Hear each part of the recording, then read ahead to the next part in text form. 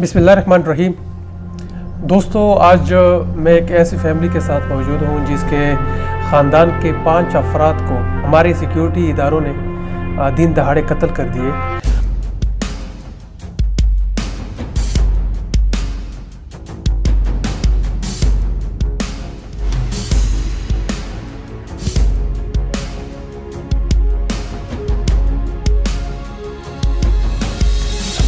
वो एक जाना माना एक शख्सियत, उनको जो है कत्ल किया गया था। उसके ख़ानदान के 4 अफराद और को कत्ल किया गया था। और यही नहीं, और फिर उसके ख़ानदान की अभी तक जो है एक किस्म की उसके ऊपर जुल्म और सितम जो है उसके पहाड़ तोड़े जा रहे हैं। तो ये कहानी जो है ये वाक़या जो है वो 19 जुलाई 2009 का है कि जब गुलपीर ख़ान जो कि एक कबायली मशर थे, उसको 19 जुलाई 2009 को उसके घर से उठाया गया था और फिर उसी दिन उसको जो है कत्ल किया गया था। और उसके जो बाकी उनके घर में जो उसके एक बेटे को इदरीस उसका नाम था, जो कि 9th क्लास का स्टूडेंट था, और शुएब और यूनिस जो उसके भतीजे लगते थे। और ये जो हमारे साथ भाई हैं उनके भाई थे, उनमें यानी शुएब 9th क्लास का था और यूनिस जो था वो ड्राइवर था। और इनके एक और जो है कज़न जमशेद वल्द गौस खान, वो भी जो एक ज़मींदार था। यानी इन 5 लोगों को एक साथ लेकर गए थे। फिर गुलपीर को उसी दिन कत्ल कर दिया गया था, शहीद कर दिया गया था। और जबकि जो बाकी 4 थे उनको 3 दिन बाद या 2 दिन बाद जो है उनको वहीं पे उसी इलाके में ला के कत्ल कर दिया गया, मफराई अदालत कत्ल कर दिया गया। इंतहाई जुल्म इनके साथ हुआ है। फिर इनको बाकायदा कई साल तक जो है गायब किए रखा गया है उस वाक़े के बाद, सिर्फ गलत इंफॉर्मेशन के ऊपर। और फिर उनको जो है इंटरमेंट सेंटर में इनके साथ क्या होता रहा है, ये यानी बहुत ही जुल्म की दास्तानें हैं जो ये आपको सुनाएंगे। इस वाक़े के बारे में ज़रा बताइए कि किस तरह का मामला आपके साथ पेश आया है। मेरा नाम दिलनवाज है। मैं बारवंद गाँव स्पिनकाई, जनूबी वज़ीरिस्तान से मेरा ताल्लुक़ है। 2009 में और ऑपरेशन से पहले मेरे वालिदैन ज़िला टांग गाँव से खुतार आए। वहाँ पर हम चचा के साथ, जिसका नाम गुलपीर था, बड़ा का भाई नाम था मलक था, उसके घर में आर्जी तौर पर हम आ गए। वहाँ पर मेरा चूँकि इस्लामाबाद में कारोबार है, मेरे भाई दुबई में थे। वहाँ पर मकामी जो साबिक दहशतगर्द थे, तालिबान थे, तो 2009 में वो जो है वो अमन कमेटी के नाम पर जो है आर्मी के साथ मिल गए। एक दिन वो हमारे घर पे आए, हमसे मुतालबा किया कि 16-20 लाख रुपए जो है वो आप लोगों ने देने हैं, नहीं तो हम आर्मी से आप लोगों को उठवाएंगे। मेरे गांव के जो लोग थे उन्होंने, किसी ने 2 लाख रुपए, किसी ने 3 लाख, बहरहाल मुख्तलिफ लोग थे, उन्होंने बते दे दिया। हमने बता देने से इनकार किया। उन्होंने बहुत धमकाया कि आर्मी जो है उससे कत्ल करवाएंगे आर्मी वालों से। बहरहाल हमने भगाया उनको। दूसरे दिन जो है आर्मी ने हमारे घर पे रेड किया कि आपके घर में तालिबान है। मेरे चचा गुलपीर को बोला, गुलपीर ने आर्मी वालों को बोला कि भाई ठीक है, मेरे घर में तालिबान है तो आकर तलाशी ले लो। जब उनको कोई तालिबान नहीं मिला तो उन्होंने मेरे चचा को उठाया, 1 किलोमीटर दूर ले जाकर उसको फौरन जो है वो तालिबान जो साबिक दहशतगर्द थे, उसमें जाने पहचाने नाम जो है तुर्किस्तान, एक और जो है वो वज़ीरिस्तान बाबा के नाम से मशहूर थे, उसके नाम पर हमसे बता मांगने आए थे। उमर कमांडर ज़िला टांग में बदमाश था, बहुत बड़ा नाम था, रेड बुक में उसका नाम था। वो भी अमन कमेटी में शामिल हो गया। तो उधर गांव में चूँकि शेखोतार में जो है 2 पार्टियाँ हैं, कुंडी और ये मीठाखेल ग्रुप। हमारी हमदर्दी कुंडी ग्रुप के साथ ही, तो इसी तरीके से जो है उमर ने हमें टारगेट किया। आर्मी वालों, इदारों वालों से मेरे चचा को मरवाया।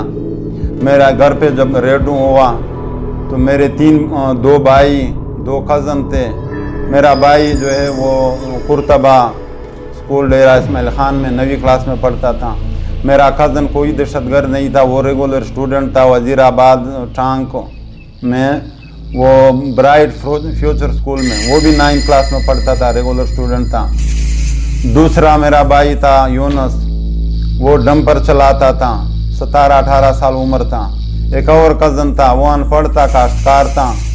उसको दहशतगर्दी के नाम पर गुलफीर के साथ उठाया, जबकि गुलफीर की लाश फेंक गई। दूसरे दिन मेरे छोटे भाइयों को और कज़न को डबारा पेट्रोल पंप के करीब उनकी लाशें जो है वो इदारे वाले फेंक गए। उसके बाद जो है 4-5 दिन बाद तकरीबन आर्मी वाले हमारे घर पे आ गए कि भाई हमसे गलती हो गई, हम माजरत करते हैं, आप लोगों को राशन मिलेगा, ये करेंगे वो करेंगे। तो हमने उसको बोला कि भाई ना हमें राशन की ज़रूरत है, ना हम इतने गरीब लोग हैं, मज़ीद हमें परेशान न करो, हमारी ज़ाती दुश्मनी आए। इसी तरह वक्त गुजरता गया। फिर तकरीबन 2013 में मुझे दोबारा उठाया इस्लामाबाद से। मैं डेरा इस्माइल खान आया, मेरे पैसे का जो है वो झगड़ा किसी के साथ चल रहा था। वहाँ पर MI ने मुझे उठाया। उन्होंने मुझे बोला कि आप जो है वो इमरान खान के कत्ल में जो है आपने तालिबानों को लाया है, ये है वो है, बहरहाल गलत इल्ज़ामात लगा रहे थे। इत्तिफाक से उस टाइम मेरे जेब में जो मुझे जिस तालिबान ने मेरा गलत जो है इंफॉर्मेशन दिया था उसका मेरे पास जो है लेटर था। अब भी इदारों के पास इंशाल्लाह वो पड़ा होगा। मुझसे 10 लाख रुपए TTP वालों का डिमांड था कि 10 लाख रुपए बता दे दो, नहीं तो आपको हम किसी दूसरे तरीके से नुकसान पहुंचाएंगे। जब वो लेटर मैंने दिखाया तो मेजर साहब ने मुझे छोड़ दिया कि आप बेगुनाह है, लेकिन 5 दिन बदतरीन तशद्दुद मेरे ऊपर हुआ। उसके बाद फिर मेरे मुखालिफी ने मेरे खिलाफ चक्कर चलाया, मुझे इस्लामाबाद से उठवाया, MI से मुझे डेरा इस्माइल खान उसी दिन लाया और ऐसे बदतरीन हालात में रखा। कई दिन हमें जो है वो सोने नहीं देते थे, हमारे पाँव इतने फूल गए थे, मार पीट वो तो अलग बात ही। और सबसे ज़्यादा तकलीफ़ हमें पेशाब पाखाने का था। 2 मिनट का टाइम होता था, 2 मिनट के अंदर वज़ू पेशाब पाखाना।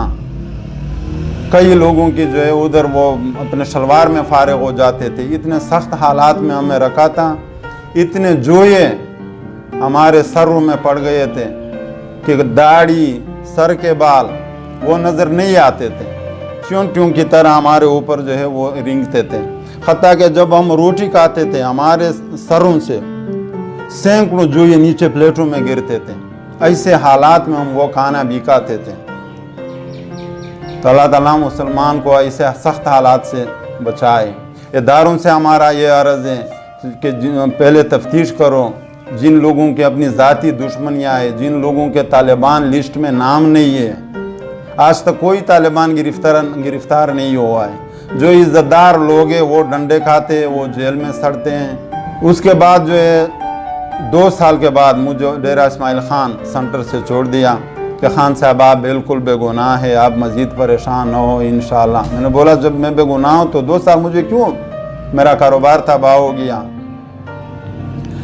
फिर मेरे गांव में धमाका हो गया। मैं इस्लामाबाद में था, वलीजान नामी अमल कमेटी का जो है वो रुकन था, वो हमारे गांव में मारा गया 5 साथियों समेत। 14 बंदे मेरे गांव से, 13 बंदे मेरे गांव से उठाए, 14 मुझे इस्लामाबाद से बुलाया। जब मेरा इंट्रोगेशन शुरू हुआ कि आप मुझे बंदे बताइए, मैंने बोला भाई मैं तो इस्लामाबाद में था, मैं किस तरह बंदे बताऊं। बदतरीन तशद्दुद मेरे ऊपर हुआ। मेरे साथ जो दूसरे लड़के गाँव के कहते इतना सख्त तशद्दुद उनके ऊपर हुआ। ठंडा पानी उसके ऊपर डालते थे, बाल्टी में जो है उनको डुबोते थे, जब वो मरने के करीब हो जाते थे फिर उनको छोड़ते थे। आखिर में इतना सख्त सज़ा वो देते थे कि उनके जो है नीचे दबाते थे। उसी हालत में जो है उनकी डेथ हो गई। खुद मेरे लिए भी कब्र खोदा था, लेकिन मैं बच गया, मेरा दिन पूरा नहीं था। फिर मुझे बेगुनाह जो है कहकर छोड़ दिया। अभी दोबारा तकरीबन 23 जनवरी की बात है, मेरे घर पे फिर छापा पड़ा। मैं इस्लामाबाद से आया था, रात को मेरे ऊपर छापा पड़ा कि आपके घर में जो है वो कोई ज़ख्मी तालिबान है। मैंने बोला भाई चेक करो, मेरे घर में तो कोई तालिबान नहीं है, ना ज़ख्मी है ना मुझे इस तरह कोई जो है वाक़ई की खबर है।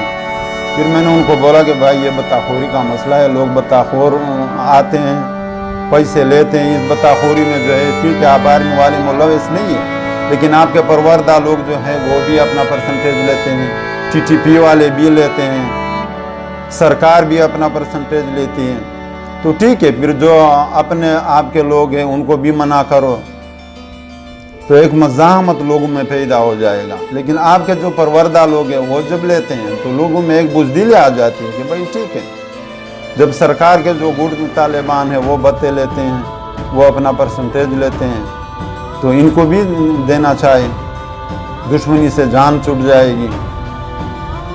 फिर मुझे उसी दिन छोड़ दिया। मेरा भाई मेरे साथ अनपढ़ आदमी है, उसको 6 दिन रोका, उससे मुतालबा था कि आपके घर में कलाशनकोफ है, वो हर हालत में आपने देना। वो कलाशनकोफ बाकायदा हमारे पास लाइसेंस परमिट है, इस्लामाबाद में जो है इधर उधर हमारा गाड़ियों का कारोबार है, दुश्मनियाँ हैं, कोई गैर कानूनी कलाशनकोफ नहीं था। शेर अफजल नामी ज़िला टांग शेखोतार चौकी इंचार्ज शेर अफजल नामी, वो मेरे घर पे आया, उसके साथ 2 नकाबपोश आदमी थे जो अपने आप को MI का अलकार ज़ाहिर कर रहे थे। उन्होंने फिर कलाशनकोफ का मुतालबा किया, हमने चुपचाप कलाशनकोफ उनको दे दिया कि भाई ये लाइसेंस है, ठीक है आगे आप सरकार है, हम क्या कर सकते हैं। दूसरे दिन मैं शेखोतार चौकी पे गया कि भाई ये मेरे पास लाइसेंस है, कोई गैर कानूनी नहीं है, मेरा कलाशनकोफ जो है वो वापस दे दो। शेर अफजल चौकी इंचार्ज ने बोला कि वो तो MI वालों के पास है। जब मैं MI के पास गया, सूबेदार समी के पास, उसने इधर उधर काले किए, वो साफ मुकर गया कि भाई मेरे पास भी नहीं है, पुलिस वालों के पास है। अब 3 महीने हो गए, मैं इधर उधर जो है वो कभी MI के पास जाता हूँ, कभी जो है चौकी इंचार्ज के पास जाता हूँ, कभी जो है वो अनवर खटक ज़िला गोमल का जो SHO है उसके पास जाता हूँ। पुलिस वाले कहते हैं कि MI वालों के पास, MI वाले कहते हैं कि नहीं पुलिस वालों के पास है। भाई मैं कारोबारी आदमी हूँ, मेरी ज़ाती दुश्मनियाँ हैं। मेरा कलाशनकोफ जो है वो उनको पसंद आया है। असल बात ये जदीद कलाशनकोफ था, जर्मनी साख्ता था, छोटे शेप में था। मेरे कलाशनकोफ जैसा जो है पाकिस्तान में नहीं है किसी के पास। तो अगर मेरा कलाशनकोफ इतना पसंद है तो चोरी छुपे इस तरह धोखे से जो है वो हड़प न करो। अगर पाकिस्तान को इतना तकलीफ है कलाशनकोफ का तो मैं बाकायदा तकरीब में गिफ्ट करूँगा, नहीं तो मुझे बताखोरों के या जो है मेरे अपने ज़ाती दुश्मनों के रहम करम पर न छोड़ो, मेरा कलाशनकोफ वापस दे दो। आइंदा अगर कोई मसला हो तो मेरे ऊपर छापा जो है नहीं पड़ना चाहिए, मैं चुपचाप जो है वो हाजिर हो जाऊंगा, चाहे ISI वाले मुझे बुलाते हैं, चाहे MI वाले मुझे बुलाते हैं या CTD वाले।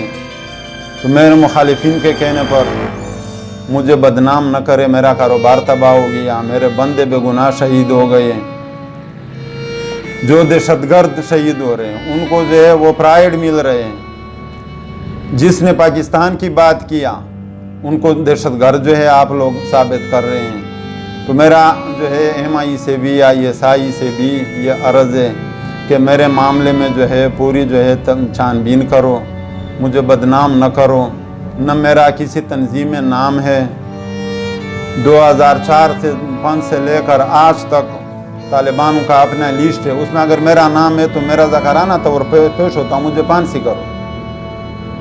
कभी मुझे सहूलतकार कहते हैं, ये सिर्फ मेरे मुखालिफिन के हरबे हैं।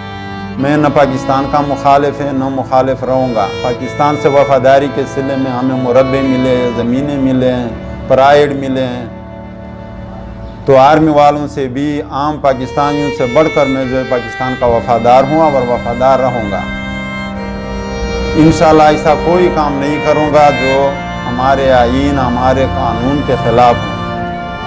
न मेरे ख़ानदान में कोई मौलवी गुजरा है, न जो है कोई ऐसा दहशतगर्द गुजरा है। ये सारे मेरे मुखालिफिन के हथकंडे हैं। पहले भी मुखालिफिन ने मेरे घर से 5 जनाजे निकलवाए, अब 2-3 हम कारोबारी रह गए हैं, वो किसी न किसी तरीके से आर्मी से जो है हमें मरवाना चाहते हैं। बस जिस तरह इसने अपनी कहानी सुनाई कि पहले तो इनके ख़ानदान के 5 मासूम अफराद को जो है पाक आर्मी ने कत्ल किया, मावराए अदालत कत्ल किया। पहले तो उसकी जांच पड़ताल फिर से होनी चाहिए, इनको इंसाफ दिलाया जाए। और इसके अलावा इसकी फैमिली और फिर ये ख़ुद, जैसे ये ख़ुद इसने बताया कि कितने साल जो है वो इंटरमेंट सेंटर में रहा और फिर दहशतगर्दों के कहने के ऊपर इसको लापता किया रखा गया है और फिर इतने अजियतें इसको से ये गुज़रा है। और अब भी जो है ये अजियतें ख़त्म होने का नाम नहीं ले रही। अब भी जो है इनके फैमिली को जो है टॉर्चर किया जाता है, उनको जो है मुख्तलिफ़ तरीके से नुकसान पहुंचाया जाता है। यानी रिसेंटली फिर इसके घर से इसका जो है लाइसेंस याफ्ता जो है वो कलाशनकोफ लेकर गए हैं और कीमती कलाशनकोफ। तो यानी इनको यानी मुस्तकिल तौर पे यहाँ के सिक्योरिटी इदारों से ख़तरा है, जो इनको जो है बार बार जो है दहशतगर्दों के कहने के ऊपर जो है नुकसान पहुँचाते हैं। ज़ाहिर सी बात है, अगर वो भत्ता मांगते हैं तो वो भत्ता तो सिर्फ वो लोग नहीं मांगते। अगर वो सिर्फ अपने लिए मांगते तो फिर आर्मी जो है इसको उठाती क्यों है, इसके ख़ानदान वालों को कत्ल क्यों किया और या जो है इसको नुकसान क्यों पहुंचाती है। तो उनको कहने के ऊपर अगर ये सब कुछ हो रहा है तो ज़ाहिर सी बात है फिर उन बत्तों में भी उनका हिस्सा है। और फिर इनकी फैमिली के ऊपर जो कुछ गुजरता है वो तो सिर्फ इनको मालूम है या फिर खुदा को मालूम है। इनके जो है घर में इनकी माएँ बहनें, इनके बच्चे, यानी ये सिर्फ घर से थोड़ा सा भी इधर उधर हो जाते हैं, उनके घर के ऊपर बहुत कुछ गुजरता है। जिस घर के यानी कि 5 अफराद को दिन दहाड़े एक साथ जो है वो कत्ल कर दिया गया हो हमारे इदारों ने। और फिर इस को जो है दिलनवाज को इतने महीनों और फिर इतने सालों तक जो है कई मरतबा इंटरमेंट सेंटर में रखा हो। ये इनके ख़ानदान के ऊपर मुसलसल एक जबर हो रहा है। तो इसके ख़ानदान के जो है बाकी अफराद के ऊपर जो ख़ुसूसी तौर पर जो ख़वातीन हैं उनके ऊपर क्या गुजरती होगी, ये तो सिर्फ अल्लाह को मालूम है। हम ये कहते हैं कि भाई इसके घर वालों को इंसाफ दिया जाए, इस तरह का जो रवैया है इसके ख़ानदान से मज़ीद जो है इसके साथ जुल्म ना किया जाए।